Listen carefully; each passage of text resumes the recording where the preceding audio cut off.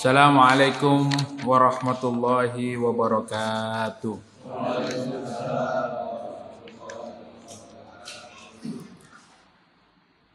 Innal hamdalillah nahmaduhu wa nasta'inuhu wa nastaghfiruh wa na'udzu billahi min shururi anfusina wa min sayyiati a'malina.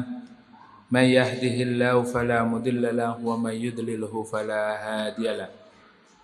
Asyhadu an la ilaha illallah wahdahu la syarika lah wa asyhadu anna Muhammadan abduhu wa rasuluh. Waalaikumsalam. Allahumma inna nas'aluka khaira ma fi hadhihi al-lailati wa khaira ma ba'daha wa na'udzu bika min syarri ma fi hadhihi al-lailati wa syarri ma ba'daha. La ilaha illa anta subhanaka inna kunna minadh dhalimin. Bapak-bapak, ibu-ibu, saudara-saudara sekalian yang dimuliakan oleh Allah, alhamdulillah kita bersyukur kepada Allah. Pada malam hari ini kita dipertemukan kembali di dalam kajian rutin kita, yaitu Tafsirul Quran, Tafsir Ibnu Katsir, yang alhamdulillah tidak terasa sudah berjalan setahun ya, setahun lebih mungkin ya. Tetapi masih membahas kita pada kajian surat Al-Baqarah. Insyaallah di dalam kajian-kajian kita ini kita akan terus mengkaji ilmu dari para ulama terkait tentang makna ayat-ayat Al-Quran, kandungan-kandungan maknanya, sehingga tidak hanya kita membacanya saja, tetapi kita faham apa isi daripada Al-Quran itu. Dan alhamdulillah sudah berjalan beberapa waktu, kita masih mengkaji bagaimana sifat-sifat daripada Bani Israel yang Allah Subhanahu wa ta'ala sebutkan di dalam Al-Quran ini. Tujuannya adalah untuk kita mengambil pelajaran di mana Bani Israel ini adalah kaum yang dimuliakan oleh Allah, tetapi pada Bani Israel ini juga banyak penolakan atau penentangan terhadap syariat-syariat Allah Subhanahu wa ta'ala. Bahkan Bani Israel ini memiliki sifat mereka sengaja meninggalkan perintah-perintah Allah Subhanahu wa ta'ala dengan sadar ya. Dengan kondisi sadar bahwa dia betul-betul meninggalkan perintah Allah Subhanahu wa ta'ala ya, dengan sengaja. Oleh karena itu kita lanjutkan pada malam hari ini, yaitu pada ayat 83 Surat Al-Baqarah ayat 83. Kita buka. A'udzu billahi minasy syaithanir rajim. وَإِذْ أَخَذْنَا مِيثَاقَ بَنِي إِسْرَائِيلَ لَا تَعْبُدُونَ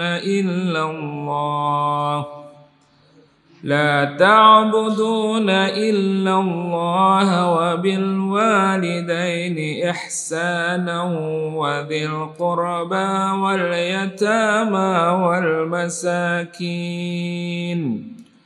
والمساكين وقولوا للناس حسنا وأقيموا الصلاة وآتوا الزكاة ثم توليتم إلا قليلا منكم وأنتم معرضون. Ya, cukup satu ayat saja. Ini insya Allah pembahasannya juga cukup panjang. Mohon diterjemahkan, jenengan. 83. Iya, 83. Dan ingatlah ketika kamu mengambil janji dari Bani Israel, janganlah kamu menyembah selain Allah dan berbuat baiklah kepada kedua orang tua, kerabat, anak yatim, dan orang miskin, dan berguru katalah yang baik kepada manusia. Laksanakanlah sholat, tunaikanlah zakat. Tetapi kemudian kamu berpaling mengingkari, kecuali sebagian kecil dari kamu, dan kamu masih menjadi pembangkang. Baik. Pada ayat ini masih menjelaskan, Allah Subhanahu wa taala menjelaskan bagaimana Allah Subhanahu wa taala menekankan kepada Bani Israel agar mereka melaksanakan syariat-syariat Allah Subhanahu wa taala. Wa id akhadna mitsaqa bani Israila la ta'buduna illallah. Dan ingatlah ketika Allah Subhanahu wa taala mengambil janji dari Bani Israel, la ta'buduna illallah. Janjinya yang pertama adalah janganlah engkau menyembah selain Allah. Kemudian yang kedua, wabil walidaini ihsana. Setelah beribadah kepada Allah Subhanahu wa taala dan tidak mensekutukan Allah, perintah yang kedua adalah wabil walidaini ihsana, yaitu berbuat baik kepada orang tua. Wadzil qurba. Kemudian yang ketiga, berbuat baik kepada kerabat. Ya, kerabat itu ya saudaranya ibu dan bapak, ya, paman, pakle, bule, bude, ya, pakde, ya, bu nyai, apa? Ya kerabat, ya, keluarga dekat, keluarga dekat. Wal yatama, dan kemudian yang keempat berbuat baik kepada anak-anak yatim, ya, berbuat baik kepada anak-anak yatim. Wal masakin, kemudian yang kelima berbuat baik kepada orang-orang miskin, ya, yang kelima. Kemudian yang keenam, waqulu linnasi husna, dan berkatalah baik kepada manusia. Jadi berkata baik ini di dalam tafsir nanti kita akan membahas tidak hanya perkataan tetapi perbuatan. Jadi selain perintah Allah Subhanahu wa taala, ya, kita berbuat baik kepada orang tua, kerabat, anak yatim, kemudian orang miskin, kita harus mempunyai akhlak, ya. Ketika berhadapan dengan orang lain, ya, siapapun mereka, ya, ini di sini disebutkan Anas. Anas itu manusia, ya, bukan hanya orang Islam saja, tetapi, ya, selain orang Islam itu mereka juga manusia, ya. Sehingga apa? Diperintahkan waqulu linnasi husna, dan berkatalah kepada mereka dengan baik, ya. Jadi harus berbuat baik kepada siapa saja. Kemudian yang ketujuh, wa aqimus sholata wa atuz zakat. Kemudian apa? Dirikanlah sholat dan tunaikan zakat. Nah, itu janji yang harus dipegang oleh Bani Israel. Summa tawallaitum. Nah, ini Bani Israel ini kita mengkajinya karena banyak hari ini Bani Israel yang mungkin bukan kaumnya Nabi Musa, ya, tetapi sifatnya persis seperti Bani Israel. Tetapi kemudian tawallaitum, yaitu apa? Mereka berpaling. Ya. Nanti di dalam tafsir ini mereka berpaling, mereka menjauhi, menolak, ya, amalan-amalan atau perintah-perintah Allah Subhanahu wa taala itu dengan sengaja. Illa qalilam minkum, ya, kecuali sedikit yang mengamalkan. Sama sekarang juga sedikit sekali yang mengamalkan syariat itu. Banyak apa sedikit, Pak? Yang mengamalkan syariat Allah Subhanahu wa taala di muka bumi ini banyak apa sedikit? Sedikit. Illa qalilam minkum, ya. Jadi sesuai dengan firman Allah, sedikit sekali yang mengamalkan syariat Allah ini. Perintah Allah ini Ya, sedikit sekali yang mengamalkan. Wa antum mu'ridun, dan ya, mereka orang-orang Bani Israel itu menjadi apa? Pembangkang, mu'ridun, ya, orang-orang yang berpaling dari agama Allah Subhanahu wa taala. Di dalam tafsir ini disebutkan ayat ini, yudhkaru tabaraka wa ta'ala Bani Israel bima amarahum bihi minal awamir. Jadi Allah Subhanahu wa taala mengingatkan kepada Bani Israel terkait tentang perintah-perintah Allah Subhanahu wa taala kepada mereka. Ada berapa tadi perintahnya? 7 perintah, ya. Disebutkan di dalam ayat ini. Dikuatkan di dalam ayat ini. Jadi Allah memberikan peringatan kepada mereka. Wa akhadha mitsaqahum ala dzalika, dan diambil sumpah. Kalau sumpah kita apa, Pak? Kalau sumpahnya orang Islam apa? Asyhadu alla ilaha illallah wa asyhadu anna Muhammadar Rasulullah. Itu sumpah kita. Orang Bani Israel juga disumpah oleh Allah Subhanahu wa taala. Karena apa? Umat Islam ini juga landasan beramalnya apa? Syahadat, ya. Di atas sumpah itu tadi. Mau menikah sumpah, ya. Ya. Ada sumpahnya enggak? Ada baca syahadatnya enggak? Ya. Tapi enggak masuk rukun nikah, ya. Masuk rukun nikah enggak Mas syahadat itu, Pak? Karena jenengan ini dari kecil sudah Islam kan gitu, ya. Enggak pakai syahadat lagi. Tetapi yang dipertanyakan, sudahkah kita istiqomah? Sudahkah kita tahu konsekuensi daripada sumpah kita itu? Nah, ini yang banyak tidak menjiwai, ya. Kalau sekarang ini kan musim menjiwai Pancasila, ya. Menjiwai apa namanya? 5 sila. Tapi sayang Pak, sekarang ini ada upaya untuk tidak panca lagi, tapi apa? Eka sila, Trisila, ya. Nah, di sini ada upaya-upaya seperti itu. Ya. Nah, orang-orang Bani Israel ini disumpah oleh Allah Subhanahu wa taala supaya apa? Mereka melaksanakan syariat Allah Subhanahu wa taala. Begitu juga umat Islam disumpah. Wa annahum tawallaw an dzalika kulli. Di dalam ayat ini dijelaskan bahwa mereka orang-orang Bani Israel itu mereka apa? Tawallau, berpaling semuanya. Berpaling dari syariat-syariat yang sudah ditetapkan oleh Allah.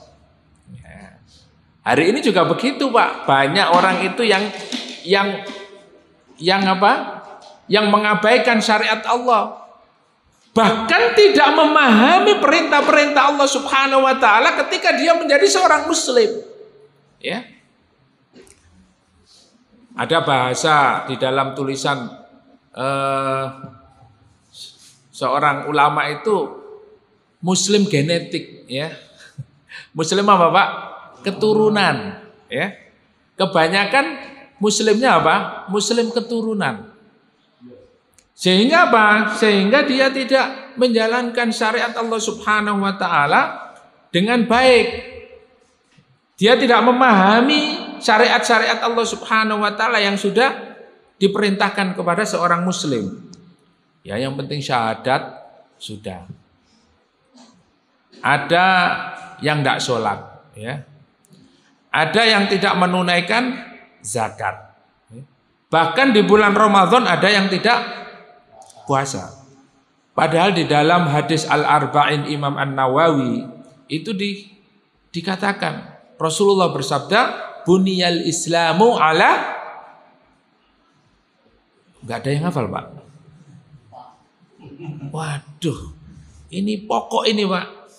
Buniyal Islamu ala, Islam itu dibangun di atas berapa, Pak? Bunyal Islamu ala khamsin. Ya. Islam itu dibangun atas 5 perkara, ya. Dasarnya Islam, pondasinya Islam itu ada 5 ini, Pak, ya. Biar kokoh Islam itu, ya. Itu pondasinya 5 ini. Yang pertama apa? Syahadatin alla ilaha illallah wa anna Muhammadan Rasulullah. Yang pertama sekali pondasi Islam itu adalah syahadat bahwa tidak ada ilah, ya, kecuali Allah. Dan Muhammad adalah utusan Allah. Ini landasan, Pak. Nah, ini juga kita harus paham. Apa sih syahadat itu? Sumpah kita kepada Allah Subhanahu wa taala itu kita pahami seperti apa, ya? Jangan-jangan hanya perkataan saja. Jangan-jangan hanya ya lewat begitu saja, secara lisan begitu saja. Tidak menjiwai, bahkan tidak mengamalkan. Ya. Wah, ini bahaya. Kemudian yang kedua apa? Setelah syahadat apa? Salat, wa iqamis shalah, wa itais zakah, ya. Kemudian wa shaumi Ramadan, wa hajjal bait man istata'a ilaihi sabila. Jadi pondasinya 5, Pak, Islam itu. Sehingga kita pun harus paham pondasi di dalam melaksanakan Islam ini, menjadi orang Islam itu harus paham itu. Ada orang Islam yang tidak sholat. Nah, ini banyak. Maka di dalam tafsir ini disebutkan Allah Subhanahu wa taala mengingatkan syariat-syariat Allah, dan Allah mengambil sumpah kepada Bani Israel itu. Dan ternyata banyak yang berpaling dari syariat Allah Subhanahu wa taala. Wa a'radu qasdan wa amadan, dan mereka menolak syariat Allah Subhanahu wa taala dengan sengaja, ya. Menolak syariat Allah Subhanahu wa taala qasdan wa amadan. Tahu syariat Allah Subhanahu wa taala itu yang paling baik di muka bumi ini, tapi dia tinggalkan. Tahu perintah sholat itu adalah kewajiban, tapi dia tidak sholat. Jadi Bani Israel ini memiliki sifat seperti itu. Maka kalau orang Islam, umat Islam tidak memahami syariat-syariat Allah Subhanahu wa taala, atau mereka sudah paham syariat Allah Subhanahu wa taala itu yang terbaik di muka bumi ini dan yang bisa menyelamatkan kita di dunia dan akhirat, tapi kita tinggalkan, maka ya, seperti sifatnya siapa? Bani Israel. Hati-hati Bapak Ibu yang dimuliakan oleh Allah, ya. Dan Bani Israel itu dilaknat oleh Allah Subhanahu wa taala. Lu'inal ladzina kafaru min Bani Israil ala lisani Dawud wa Isa bin Maryam. Kanu la yatanahawna 'an munkarin fa'aluhu labisa ma kanu yaf'alun. Bani Israel itu dilaknat oleh Allah Subhanahu wa taala karena apa? Karena mereka tidak mencegah dari hal-hal yang mungkar dan tidak menyuruh kepada perbuatan yang ma'ruf. Jadi sengaja dia itu berbuat zalim, berbuat ya melanggar syariat Allah itu sengaja.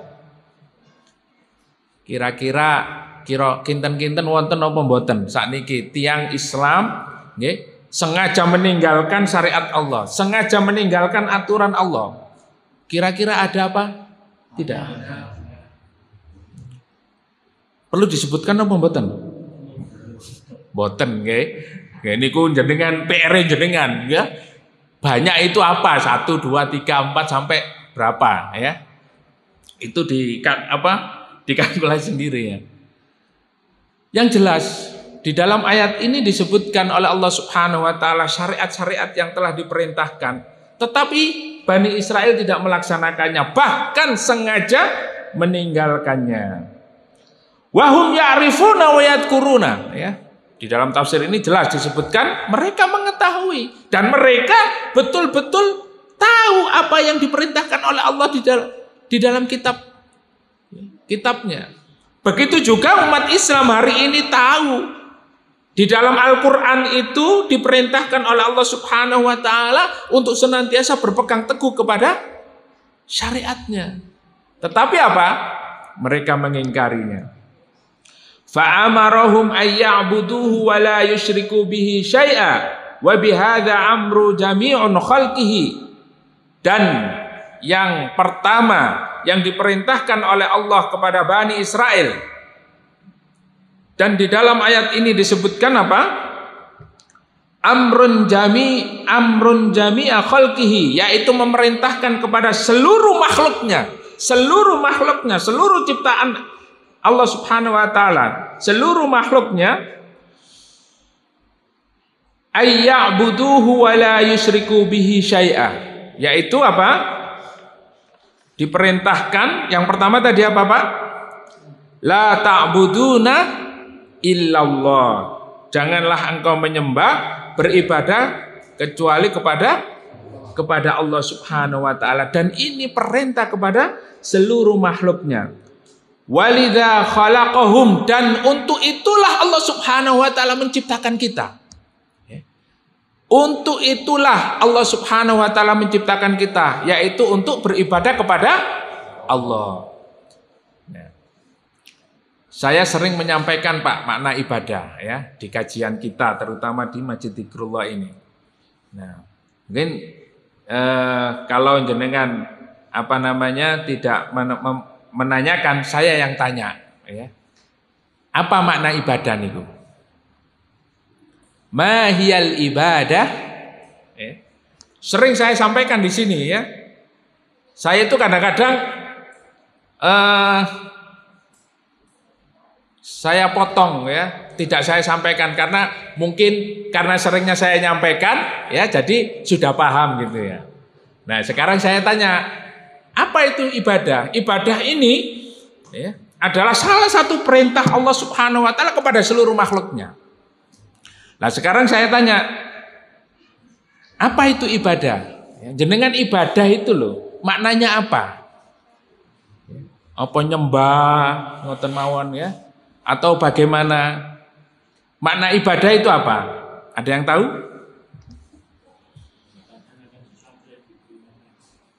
Nama Pak Teja? Melaksanakan sesuatu yang diperintahkan oleh Allah. Melaksanakan sesuatu yang diperintahkan oleh Allah ya. Nah, itu melaksanakan syariat Allah ya. Nah, itu juga ibadah ya. Kebutuhan ya. Ada lagi mungkin ibu-ibu yang sudah pernah ditulis atau sudah lupa. Ya, saya sampaikan lagi, ibadah menurut para ulama, al-ibadatu hiya ismun jami'un lima yuhibbuhullahu wa yardahu minal aqwali wal a'mal al-zahira wal batina. Yaitu segala sesuatu yang mencakup, ismun jami'un lima yuhibbuhullahu wa yardahu, yang mencakup apa yang dicintai dan diridhoi oleh Allah Subhanahu wa Ta'ala. Minal aqwali wal a'mal, yaitu dari seluruh perkataan dan perbuatan, al-zahira wal batina, baik yang nampak maupun yang tersembunyi, itu ibadah. Jadi segala sesuatu ya, segala aktivitas kita, baik yang nampak maupun yang tersembunyi, perkataan kita dan perbuatan kita, selama mendatangkan keridhaan dan kecintaan dari Allah Subhanahu wa Ta'ala, maka itu disebut apa? Ibadah. Ya. Mengajak orang untuk taklim ke majelis taklim, ibadah apa mboten? Kenapa ibadah? Karena dicintai Allah. Ya. Mengajak orang, mengingatkan untuk melaksanakan sholat. Ya. Mengingatkan orang untuk berinfak.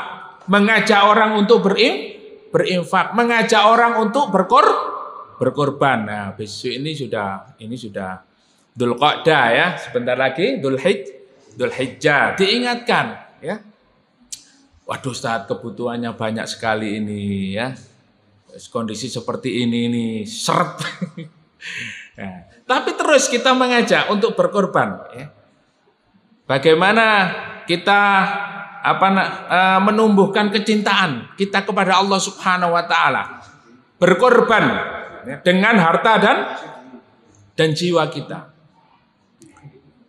Nah, ini ibadah.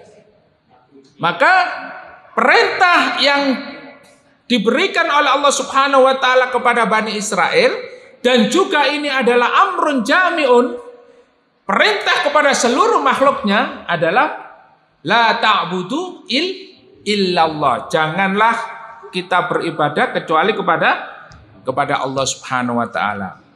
Sebagaimana Rasulullah SAW bersabda di dalam hadis sahih, kullu ummati yadkhulunal jannah illa man aba. Semua umatku akan dimasukkan oleh Allah Subhanahu wa taala ke dalam surga illa man aba, kecuali yang tidak mau ya. Yang tidak mau. Wa qalu wa man ya'ba ya Rasulullah. Sahabat bertanya, siapa orang yang tidak mau itu? Orang yang enggan tidak mau dimasukkan ke dalam surga itu siapa ya Rasulullah? Qala, Rasulullah sallallahu alaihi wasallam bersabda, ya, wa man ata'ani yadkhulunal jannah. Ya. Wa man asani faqad aba. Barang siapa yang taat kepadaku, yang mengikuti sunnah-sunnah Rasulullah, yang mengikuti petunjuk Rasulullah sallallahu alaihi wasallam, maka dia akan dimasukkan oleh Allah ke dalam surga. Wa man asani faqad aba. Dan barang siapa yang bermaksiat, barang siapa yang tidak mengikuti aku, maka dia orang yang enggan masuk ke dalam surga, ya. Purun apa mboten mlebet swarga? Ya. Kalau kita mau masuk ke dalam surga, maka kita harus konsisten, ya. Harus komitmen untuk melaksanakan syariat Allah dan mengikuti siapa? Rasulullah Muhammad sallallahu alaihi wasallam. Harus konsisten. Dan ini adalah jaminan dari Allah dan Rasulnya. Kemudian kama qala ta'ala, disebutkan di dalam tafsir ini, sebagaimana Allah Subhanahu wa taala berfirman, coba dibuka Al-Qur'annya surat Al-Anbiya ayat 25.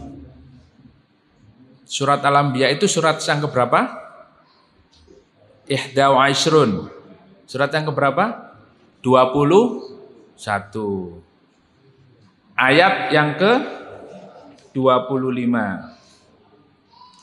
Qala ta'ala wa ma arsalna min qablika min rasulin illa nuhi ilaihi annahu la ilaha illa ana fa'buduni.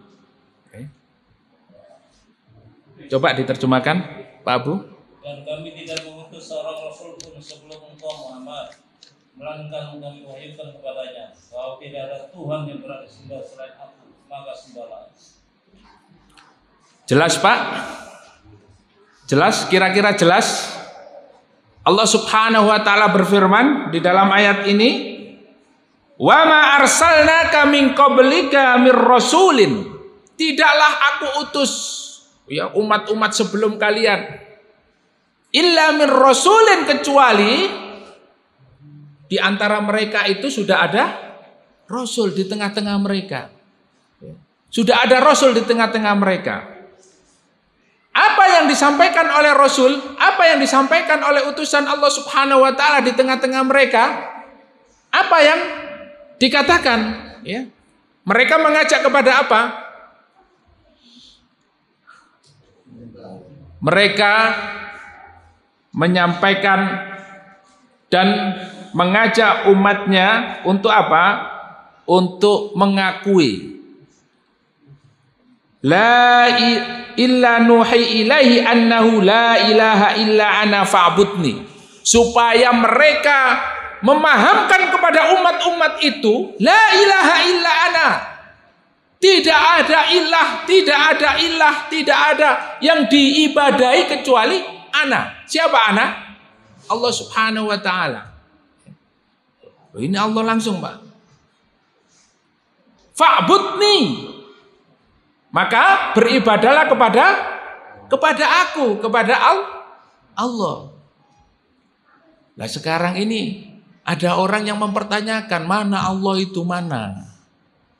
Di mana Allah itu? Ya. Malah sekarang ada yang memahami ketuhanan bukan ketuhanan Maha Esa, tapi apa? Ketuhanan yang berkebudayaan. Iki opo iki? Loh, orang Islam itu yang mengatakan seperti itu, bukan orang ya. Tapi tidak tahu Islamnya seperti apa.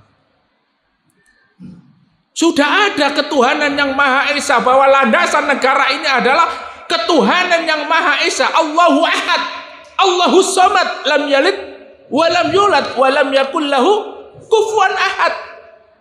Tuhan Maha Esa. Yang berhak diibadahi hanya siapa? Tuhan yang Maha Esa itu? Allah Subhanahu wa taala. Loh, kok ada orang yang mau merubah ketuhanan yang berkebudayaan? Ya. Menurut budaya masing-masing mereka punya Tuhan. Maka kewajiban kita sebagai seorang muslim mengajak kepada umat ini untuk apa? Beribadah kepada Allah Subhanahu wa taala. La ilaha illa ana fa'budni. Tidak ada ilah sesembahan ya, kecuali Allah Subhanahu wa taala, dan beribadahlah kepada Allah Subhanahu wa taala. Loh, ana, Allah menyebut ana di dalam ayat ini. Ini luar biasa. Bahwa ternyata memang Allah itu ada apa tidak ada? Apa buktinya, Pak? Apa buktinya kalau Allah itu ada?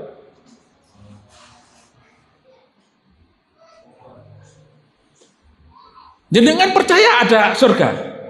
Buktinya apa? Pernah lihat surga? Jenengan percaya ada neraka? Buktinya apa? Ya, loh, kalau nggak bisa buktikan, ya. Ini perkataannya orang-orang komunis, Pak, ya, orang-orang materialis. Karena apa? La yu'minuna bil ghaib. Mereka tidak percaya akhirat, mereka tidak percaya dengan hal-hal yang gaib. Maka kalau kita sudah memahami ya, materialisme, sesuatu hanya diukur dengan materi saja, sesuai dengan pemahaman orang-orang komunisme, ya. Ada orang-orang komunisme, ada orang-orang liberalisme, ya, kapitalisme, sekulerisme. Ini hampir ya, di dalam pemikiran, di dalam perbuatannya sama. Mereka tidak mengakui siapa? Allah Subhanahu wa taala. Ya.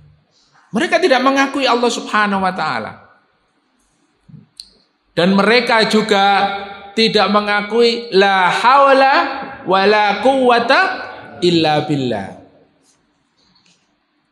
Dan hari ini mereka pun punya sistem, ya, punya konsep bagaimana mengajarkan di dalam dunia pendidikan kepada anak-anak ini.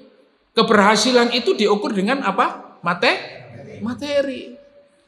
Ya. Jadi iman itu nggak ada. Iman ini, Pak, nggak ada, Pak, iman itu, Pak. Iman ini tidak diukur, ya. Jadi ukuran orang sukses itu ukurannya apa? Materi. Karena doktrinnya juga Tuhan adalah materi. Naudzubillah tsumma naudzubillah min dzalik.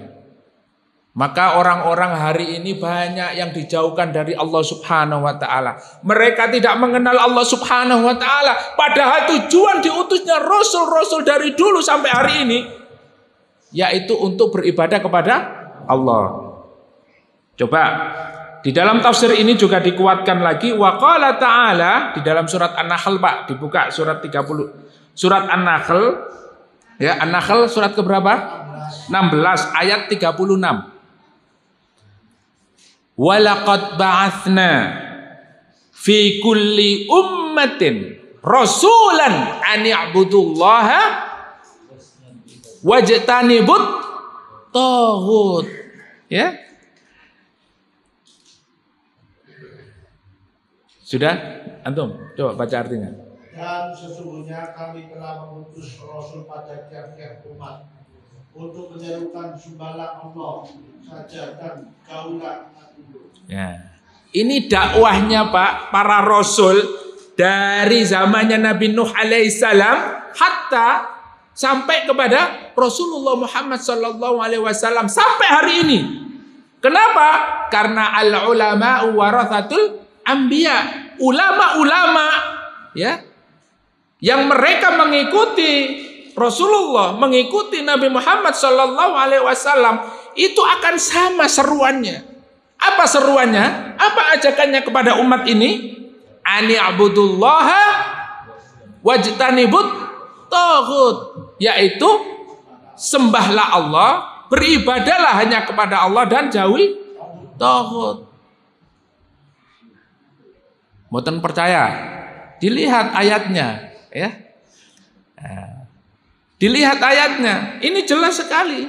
Walaqad ba'atsna fi kulli ummatin rasulan, dan telah aku utus di setiap umat ini seorang rasul. Seruannya adalah satu, dari Nabi Nuh alaihissalam, ya.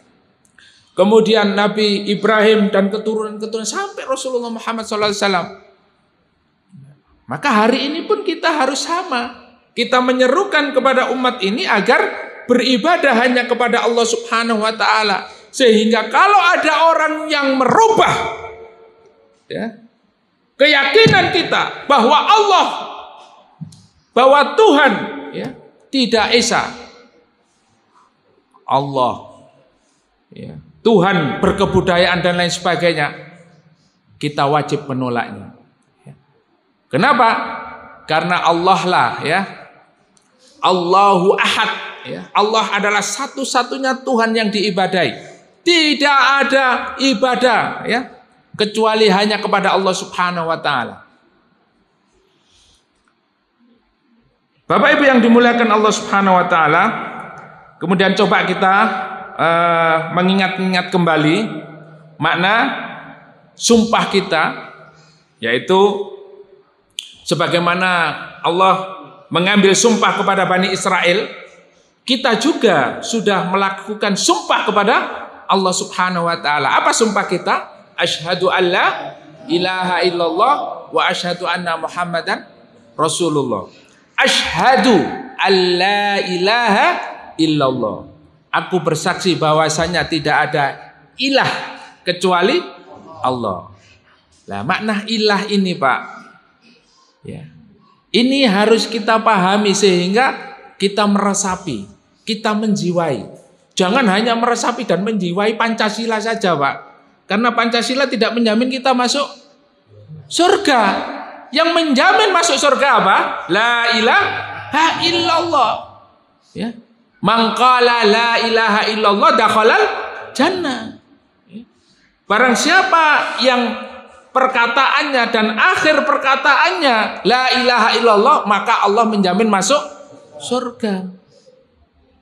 Bukan ya kasihlah gotong royong dan lain sebagainya.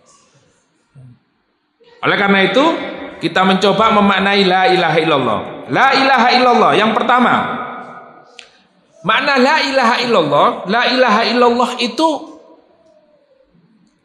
maknanya adalah as-sakinah ya.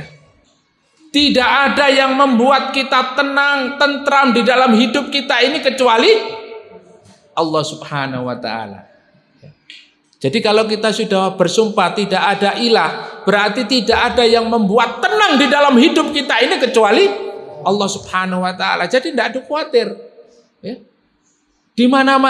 Dimanapun kita berada, ya, kita merasa tenang karena ada Allah. Tapi kalau orang yang tidak merasa bahwa ada Allah Subhanahu wa taala di dalam kehidupannya, dia tidak tenang, Pak. Gopo karepe dhewe. ya, khawatir. Ya. Ada corona khawatir, ya. Ada musibah khawatir. Ya. Musibah itu, ya, padahal terhadap seorang muslim itu meningkatkan derajatnya, ya, meningkatkan keimanannya. Tetapi karena dia tidak merasa bahwa ada Allah Subhanahu wa taala, akhirnya apa? Gusar, ya, hidupnya, bahkan ada yang bunuh diri. Banyak hal madharat yang dilakukan karena apa? Tidak merasa tenang di dalam hidupnya. Oleh karena itu, sumpah kita itu adalah salah satu penguat bahwa kita harus yakin dalam hidup kita ada Allah Subhanahu wa taala, sehingga membuat kita tentram, adem, ayem, ya. Dimanapun ada, ya, kita temukan ketenangan karena ada Allah Subhanahu wa taala. Ala bidzikrillahi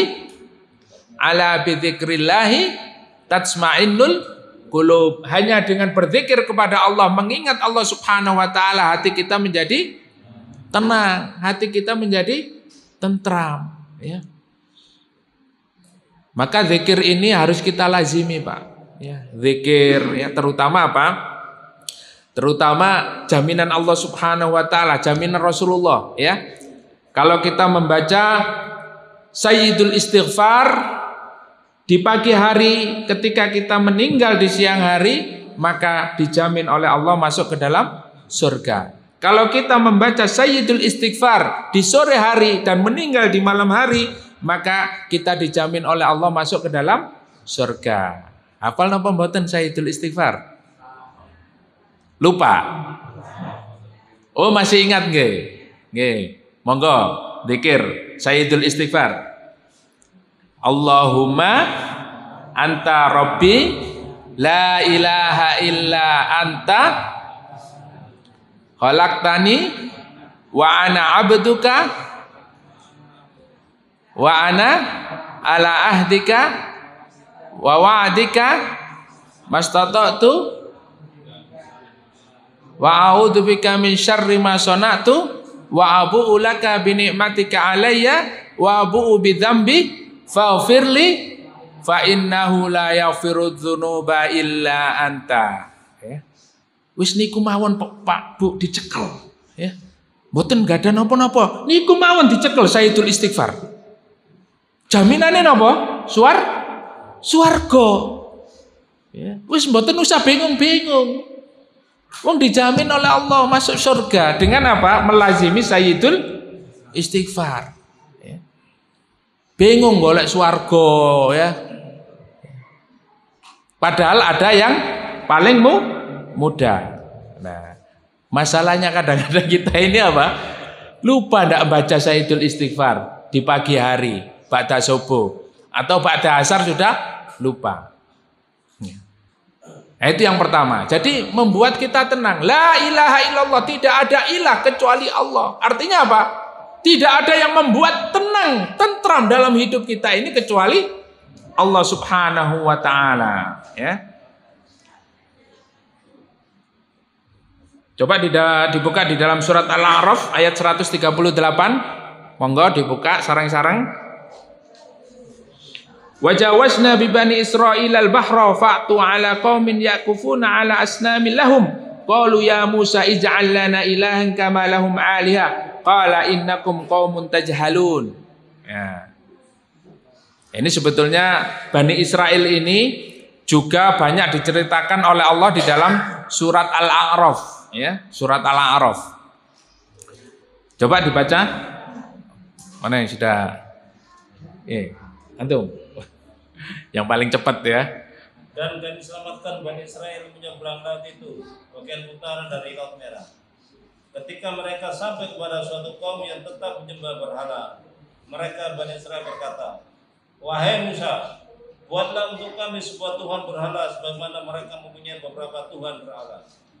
Musa menjawab, sungguh kamu orang-orang yang bodoh.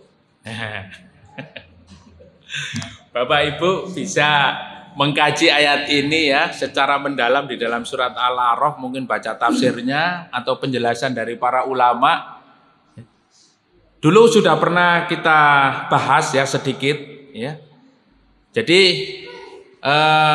Allah memberikan nikmat yang luar biasa, bahkan kaum yang dimuliakan oleh Allah di muka bumi ini siapa?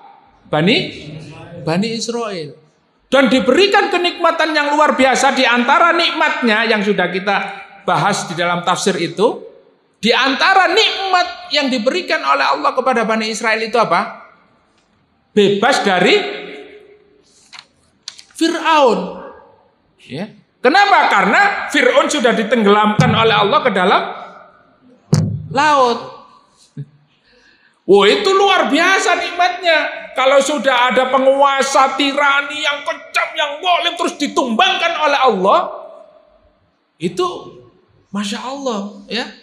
Wis ndak usah kita repot-repot demo wis. Sama Allah Subhanahu wa taala ditumbangkan dan diganti dengan yang lebih baik. Itu nikmat ya. Disebutkan di dalam tafsir ini nikmat sekali.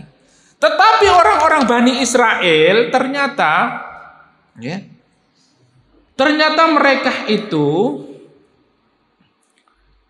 yakufuna ala asnamil lahum. Ada sebagian dari mereka itu masih menyembah berhala. Qalu ya Musa ij'al lana ilahan kama lahum aliha. Jadi di situ menggambarkan bahwa mereka itu punya ilah, punya sesembahan yang membuat hati mereka tentram. Kemudian kaumnya Nabi Musa ini minta kepada Nabi Musa, ya Musa, ya coba mana Allah nggak kelihatan ya, coba biar kita ini tentram hati kita ini, buatkan seperti mereka itu berhala-berhala itu. Ya.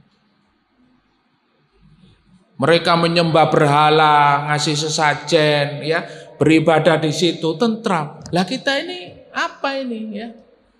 Nah mereka pengennya dibuatkan berhala seperti orang-orang itu.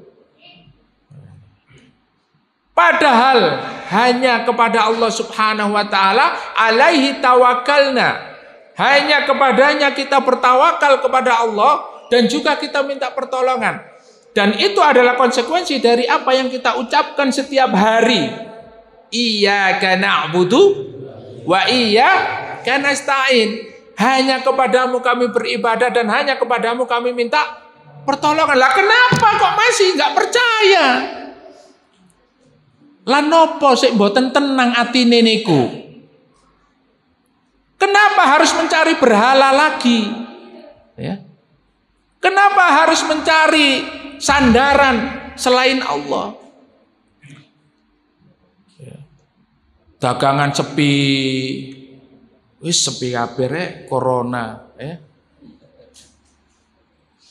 Golek guwa, ya. Golek guwa, ya. Nyembah, ya. Nyembah watu di salah satu gunung, ya. Di dalam goa. Atau enggak begitu, ya. Nyembelih kepala sapi dibuang ke laut. Itu kalau ditanya apa? Supaya tenang hatinya itu, supaya tenang. Kira-kira mereka berdoa enggak di laut itu? Berdoa kepada siapa? Berdoa kepada siapa? Ya. Di sinilah letak kesyirikan, ya. Tidak merasa tenang mereka, ya, kepada Allah Subhanahu wa taala, bahwa Allah itu mendengarkan. Allah itu Maha mendengar. Tetapi mereka apa? Tidak tenang, sehingga mencari wasilah lain, mencari perantara lain. Nah. Di dalam hadis, ya, tentang syirik ini dulu sudah pernah kita jelaskan, ya, seperti seorang majikan memiliki apa? Memiliki pembantu. Ya. Kemudian apa perasaan bos ini, ya? Apa perasaan bos majikan ini? Kalau seandainya anak buahnya orang yang bekerja kepadanya itu nyabang. Ya, contohnya Pak Abdul lah, ya, Pak Bambang ini di Toyota misalnya, terus nyabang ke Suzuki, Honda, ya, nyabang ke lain-lain. Terus bosnya tahu, pripun Pak perasaan nih bosnya Pak? Pecat aja ya, ini wis ndak, ya, pecat ya. Begitulah Rasulullah menggambarkan orang yang berbuat syirik, orang yang mencari ketenangan kepada selain Allah, orang yang meminta kepada selain Allah. Allah yang memberikan hidup kita, Allah yang memberikan rezeki kita, Allah yang memberikan, ya, yang mematikan dan menghidupkan kita. Tapi kita ini bekerja bukan untuk Allah, bekerja kepada selain Allah. Ya Allah, ya. Hati-hati Bapak Ibu yang dimuliakan Allah, menjadi guru, jadilah guru karena mencari ridho Allah Subhanahu wa taala. Kalau kita menjadi guru, kemudian niat kita bukan mencari ridho Allah, bukan ingin mencetak generasi yang memiliki, ya, jiwa perjuangan untuk menegakkan agama Allah, hanya mencari dunia, dan dunia. Maka disinilah, ya, letak kadang-kadang tidak kita sadari kesyirikan itu ada pada diri kita. Mengutamakan selain Allah Subhanahu wa taala. Akhirnya apa? Enggak tenang, Pak. Jenengan mboten tenang, ya. Wong niate taklim, mengkaji ilmu, kok niatnya misalnya, ya, itu di situ itu kajiannya teroris, Pak. Ya, misalnya. Terus ada orang, ya, yang ngasih tugas kita untuk wis sampean melok. Mbok sampean ben sampean melok kajian iku tak kei 200.000. Siap. Ya, misalnya begitu ya. Niatnya apa ini? Niatnya mengkaji karena Allah atau apa? Selain Allah. Di sini kadang-kadang kita tidak sadar ada kesyirikan di dalam perbuatan kita. Dan itu tidak membuat antum tenang, tidak membuat kita tenang dalam hidup, ya. Goyang terus, ya. Begitu juga masalah keluarga, masalah rezeki, ya. Kalau kita menyandarkan semuanya kepada Allah, insya Allah hidup kita tenang. Kenapa? La ilaha illallah, tidak ada yang membuat tenang kecuali Allah.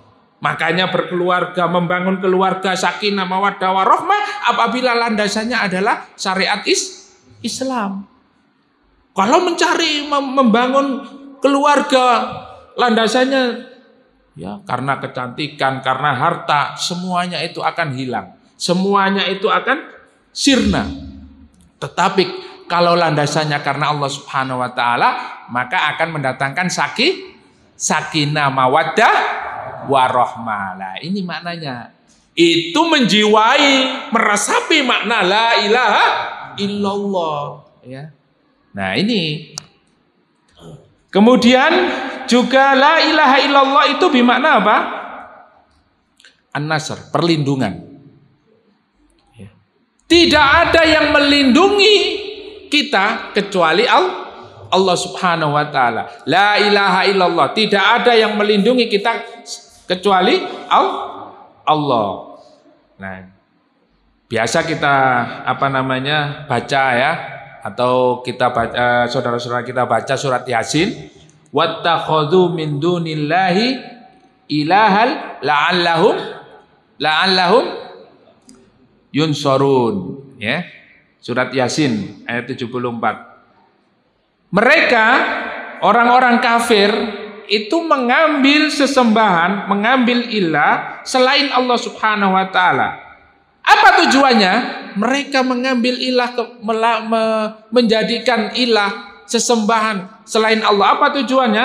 Agar mereka mendapat pertolongan. La'allahum yunsurun, agar mereka mendapat pertolongan. Ini syirik lagi, Pak.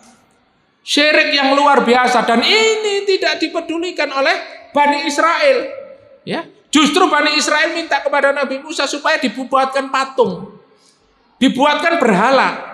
Begitu juga orang-orang Quraisy, ya, Mereka mengatakan bahwa yang kami sembah, yang kami sembah ini adalah berhala orang-orang alim. Mereka adalah para ulama. Begitu juga pada zaman Nabi Nuh alaihissalam. Berhala-berhala itu disembah, tujuannya apa? Agar mereka mendapat pertolongan. Nah, kira-kira mendapat pertolongan apa enggak, Pak? Ketika menyembah berhala atau bergantung kepada seseorang. Ya. Kalau sekarang ini berhalanya itu bukan batu, Pak, ya. Sekarang ini berhalanya itu bukan pohon, Pak. Sekarang ini berhalanya bukan keris, ya. Bukan apa, ya. Apa berhalanya? Berhalanya adalah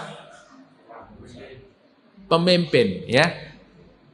Sesuai firman Allah di dalam surat At-Taubah, ittakhadhu akhbarahum wa ruhbanahum arbabam min dunillah wal masih ibn Maryam wa ma umiru illa liya'budu ilaha wahida la ilaha illa ana.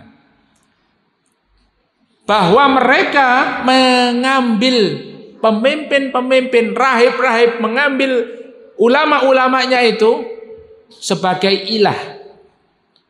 Kemudian Adi bin Hatim ini adalah seorang sahabat yang dulunya Nasrani. Bertanya kepada Rasulullah, "Ya Rasulullah, saya itu waktu jadi Kristen, waktu saya masih Kristen, saya itu tidak pernah sujud kepada pendeta, ya, sujud di depan pendeta tidak pernah ya Rasulullah." Ya. Apa kata Rasulullah? Bukan itu yang dimaksud ayat ini. Yang dimaksud ayat ini bukan itu. Tetapi apa? Yuharrimuna ma ahallallah wa yuhilluna ma harramallah. Mereka mengikuti apa yang disampaikan oleh pemimpin-pemimpinnya, yaitu mengharamkan apa yang dihalalkan oleh Allah dan menghalalkan apa yang diharamkan oleh Allah Subhanahu wa ta'ala. Watilka ibadatuhum, kata Rasulullah. Itulah ibadahnya. Jadi letak kesyirikannya itu adalah mereka mengambil, ya, atau mentaati pemimpin-pemimpinnya sesuatu yang melanggar aturan Allah. Yaitu pemimpin-pemimpin yang mengharamkan apa yang dihalalkan oleh Allah. Dan sebaliknya mengharamkan apa yang dihalalkan oleh Allah. Menghalalkan apa yang diharamkan oleh Allah. Watilka ibadatum, dan itulah ibadahnya mereka. Nah, ini letak kesyirikannya. Mereka apa? Menjadikan pemimpin-pemimpin sebagai penolong. Masya Allah, ya. Dan inilah kondisi umat Islam hari ini yang tidak menyadari. Dan ini akan bisa membatalkan syahadatnya. Ya. Pembahasan ini mungkin harus mendetail, Pak, ya, karena memang butuh, ya, penjelasan secara terperinci. Saya nanti khawatir kalau enggak detail itu, Ustadz ini kok mudah sekali mengkafirkan orang, ya, mudah sekali memurtadkan orang, ya. Karena pembahasan kita ini adalah pembahasan pondasi, ya, landasan dasar kita di dalam melaksanakan Islam. Nah, sehingga ada orang-orang yang sekarang itu menjadikan selain Allah Subhanahu wa ta'ala sebagai penolong. Nah, ini masuk ke dalam kesyirikan yang besar. Kenapa? Karena mengambil sesuatu, ya, selain dari Allah Subhanahu wa ta'ala, ya, lebih-lebih terhadap pemimpin. Itulah, ya, di antara makna la ilaha illallah. Kemudian yang terakhir mungkin ini karena waktunya sudah sangat, ya, mepet, ya, 8:30.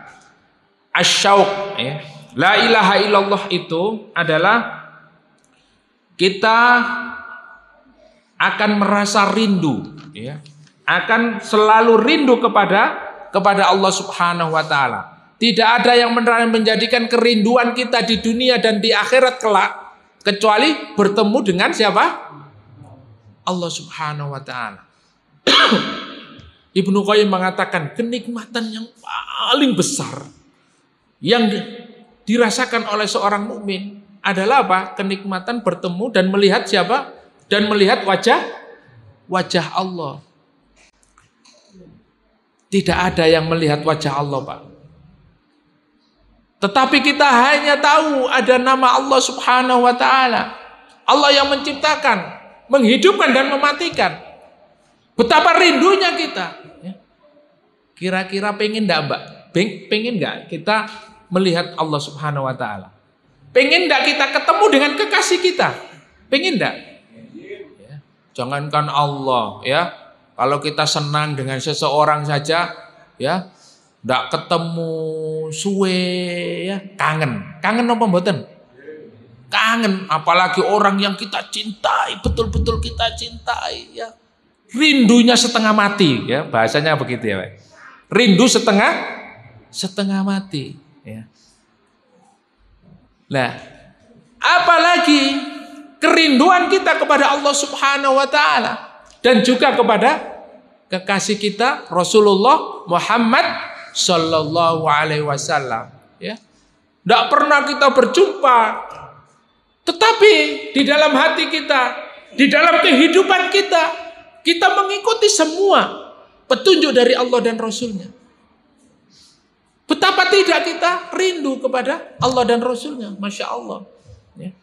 Nah, kalau kita rindu kepada Allah dan Rasulnya agar kita berjumpa dengan Allah, maka la ilaha illallah Muhammad Rasulullah. Harus menjadikan Allah sebagai penolong kita, harus menjadikan Allah sebagai satu-satunya yang kita ibadahi dan mengikuti Rasulullah Muhammad sallallahu alaihi wasallam. Jadi ini adalah kerinduan yang dimiliki oleh seorang mukmin. Kemudian kecintaan kita hanya kepada Allah. Jadi la ilaha illallah itu, Pak, itu akan menumbuhkan ketentraman. Kemudian apa lagi tadi? Menjadikan Allah sebagai pelindung kita. Kemudian apa? Senantiasa kita rindu, ya. Aktivitas kita ini semata-mata kita kerjakan agar kita bertemu dengan Allah Subhanahu wa ta'ala. Kemudian kecintaan kita hanya kepada Allah. Nah, inilah yang diperintahkan oleh Allah kepada Bani Israel dan kepada kita semuanya. Mudah-mudahan yang sedikit ini bisa bermanfaat. Insya Allah akan kita lanjutkan dengan membahas perintah-perintah Allah Subhanahu wa ta'ala, ya. Tadi ada 8 perintah ya, Pak, ya. 7 ya. Ya. Surat Al-Baqarah ayat 83, ya. Wa id akhadna mitsaqa bani Israila. Yang pertama, la ta'buduna illallah, ya. Ini perintahnya. Tidaklah, ya, jangan kalian menyembah kecuali kepada Allah. Kemudian yang kedua, wabil walidaini ihsana, dan berbuat baik kepada kedua orang tua. Jadi setelah beribadah kepada Allah, tidak ada makhluk yang berhak, ya, kita berbuat baik kepadanya kecuali kepada kedua orang tua. Jadi ini wa qadha rabbuka alla ta'budu illa iyyahu wa bil walidaini ihsana. Jadi perintahnya itu barengan, Pak. Setelah Allah siapa? Orang tua. Setelah beribadah kepada Allah harus orang tua. Maka jangan sekali-kali durhaka kepada orang tua. Ya. Wa bil walidaini ihsana. Kemudian wadzil qurba, dan berbuat baik kepada kerabat, ya. Kerabat, sahabat, ya, teman sejawat. Ini harus kita jadikan kebiasaan. Wal yatama, berbuat baik kepada anak yatim, wal masakin, dan orang-orang yang miskin.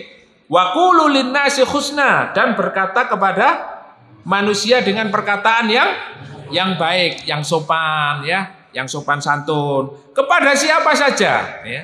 Jadi kita harus mempunyai gaya bicara yang baik, ya. Jangankan kita kepada sahabat, ya, Nabi Musa kepada Fir'aun saja berdakwahnya disuruh apa? Wa qulu qaulan layyinan, ya, sampaikan kebaikan. Sampaikan kepada Fir'aun itu dengan qaulun layyinan, Perkataan yang apa? Lembut. Kinten-kinten saged napa mboten? Sing lembut ya. Padahal kepada apa? Pemimpin yang jelas-jelas zalim, yang jelas kafir kepada Allah, bahkan mengaku Tuhan. Itu masih ya. Oleh Allah diperintahkan apa? Datanglah kepada Fir'aun dan berkatalah kepadanya dengan perkataan apa? Dengan perkataan lembut, ya, halus. Saged napa mboten? Ya. Nah, ini perlu. Makanya sekarang itu Pak ada kuliah ya, ada pendidikan khusus ya. Jurusannya apa? Jurusan komunikasi ya.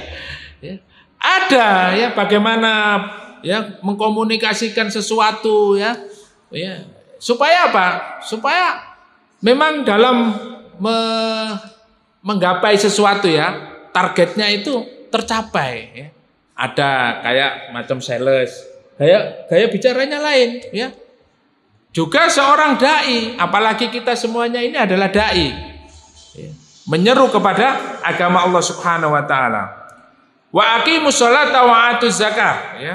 Dan tegakkanlah salat, kemudian tunaikan zakat. Tsumma tawallaitum illa qalilan minkum wa antum mu'ridun. Dan yang mengerjakan ini Pak, itu sedikit sekali. Yang mengerjakan 8 hal ini atau 7 hal ini sedikit sekali. Oleh karena itu, kita berusaha untuk istiqomah. Berusaha untuk betul-betul ya, menjadikan syariat Allah Subhanahu wa taala sebagai wasilah untuk mendapatkan kemuliaan fid dunya wal akhirah. Mudah-mudahan kita semuanya diberi kekuatan untuk istiqomah menegakkan syariat Islam sampai Allah mewafatkan kita dalam keadaan husnul khatimah. Amin amin ya rabbal alamin. Aqulu qouli hadza wa astaghfirullah li wa lakum wa lisairil muslimina min kulli dzam fastaghfiruhu innahu wal ghafurur rahim. Mungkin sebelum saya tutup ada pertanyaan? Enggak ada nggih? Ada. Oh. Nggih, monggo silakan. Satu aja ya.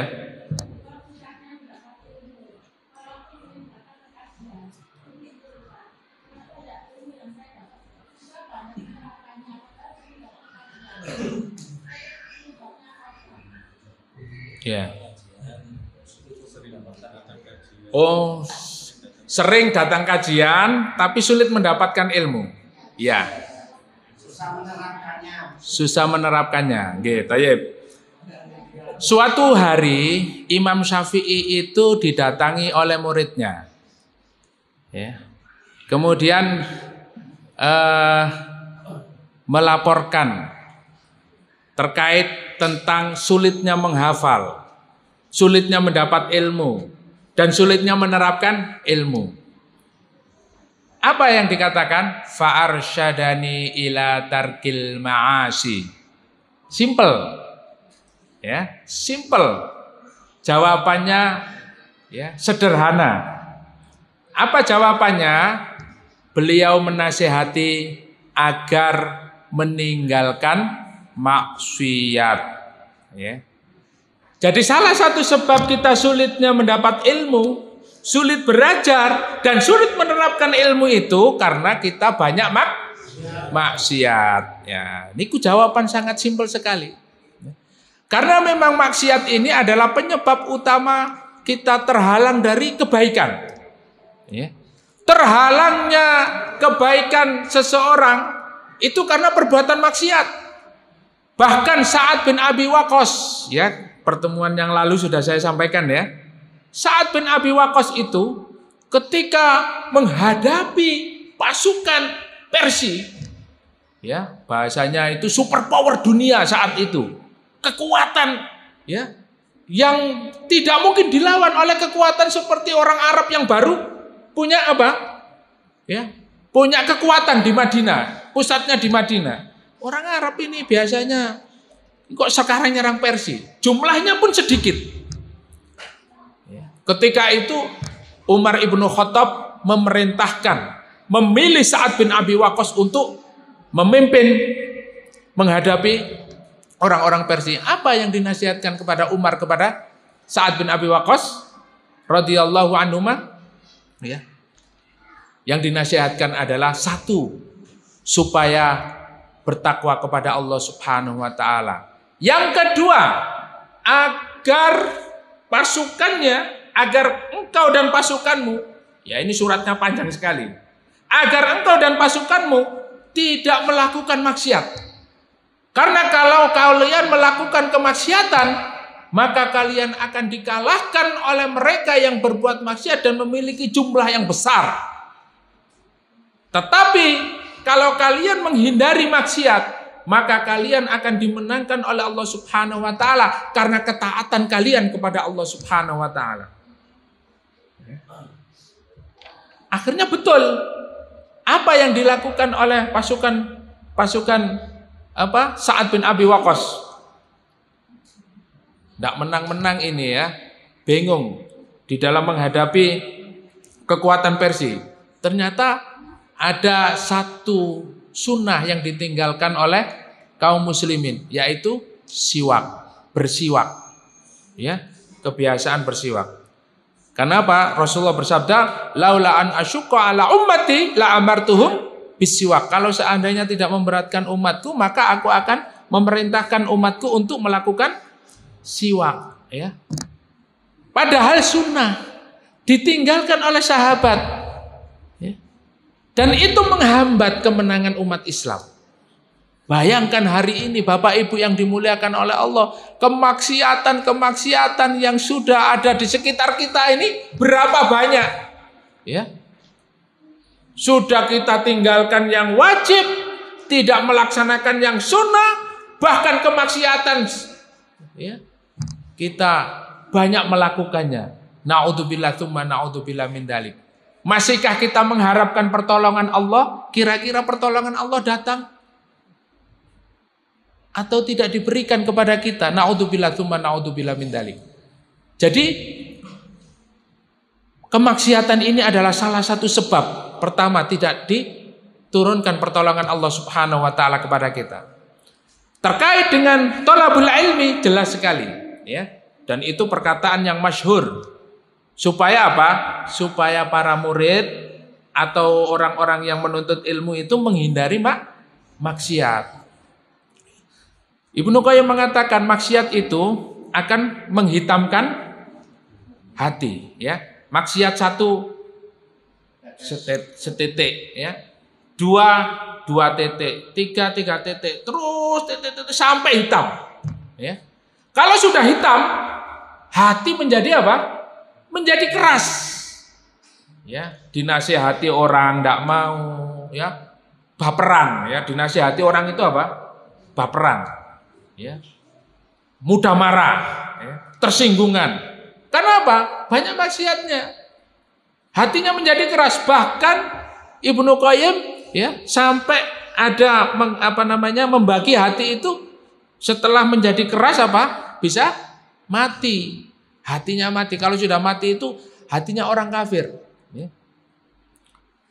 Innal ladzina kafaru sawa'un alaihim a'andzartahum am lam tunzirhum la yu'minun. Padha wae, ya.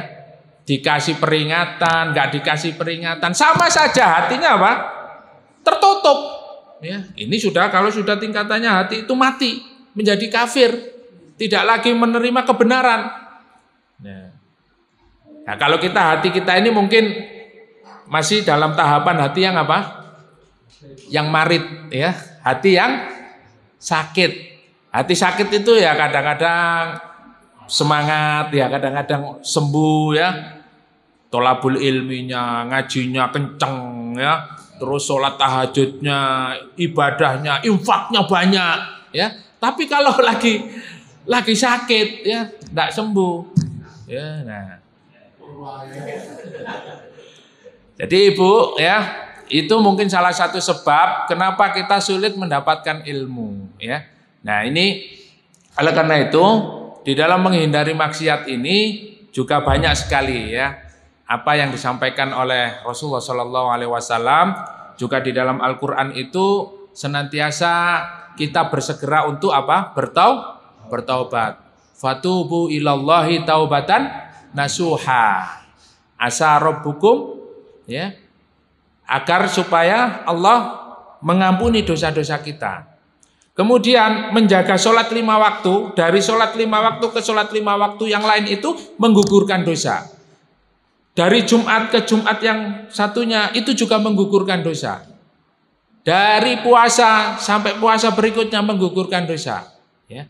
Selama kita tidak berbuat dosa besar. Begitu juga ujian-ujian yang kita hadapi hari ini itu juga menggugurkan dosa. Sehingga kalau Allah memberikan ujian kepada kita, kepada keluarga kita, itu kita harus sabar. Sehingga di dalam sebuah hadis ya, ma alaihi khati'ah, ma yamshi alaihi khati'ah.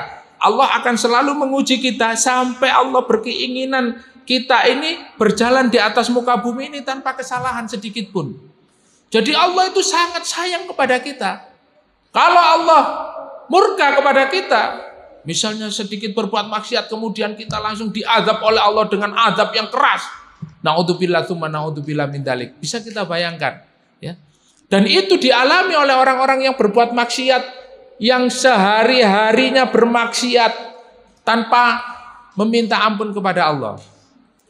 Kullu bani Adam khatta'un. Ya, terakhir saya sampaikan sebuah hadis, kullu bani Adam khatta'un. Setiap anak Adam, setiap manusia itu melakukan apa? Khata'.